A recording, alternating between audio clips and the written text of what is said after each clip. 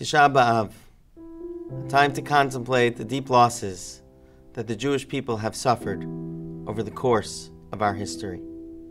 For centuries, Jews across the world have experienced Tisha B'Av as an exercise in anguish and hopelessness. Persat Zion biyadeh, ein menachem la.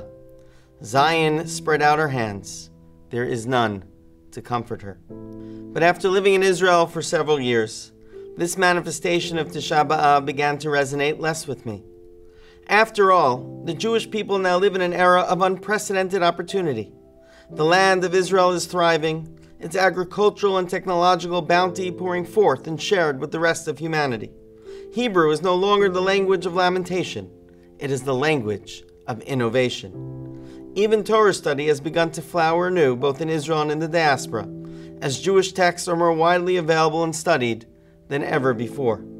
I'm reminded of the great commentator on American society, Alexis de Tocqueville. In explaining the impetus for his book on democracy in America, Tocqueville wrote that while some people looked with favor upon developments in America and others looked with disdain, it is evident to all alike that a great democratic revolution is going on among us. Similarly, in our age, none can fail to recognize the great democratic revolution that has taken place in Israel. The Jewish people are prime actors on the world stage and contributors to human flourishing. The land, language, and literature of our ancestors are once again alive with meaning. We are no longer victims of history. We are shapers of history. What then are we to make of Tisha B'Av in this new era? As our commentators have taught us, there are two types of mourning on days like this. There is the mourning that fills us with only sadness and loss.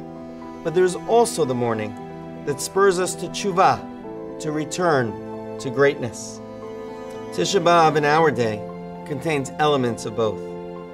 The recent brutal acts of terror, in which innocent citizens of Israel, both Jews and Druze, were murdered, are painful reminders of the loss and sadness that we've always felt on Tisha B'Av, and that still apply today.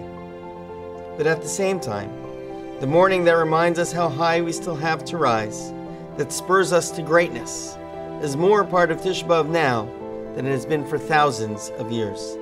Let us therefore take this Tisha B'Av as an opportunity not only to reflect on how far our people have fallen, but also to contemplate how much higher we can climb, how much more we can contribute to the betterment of Jewish society and all of humanity.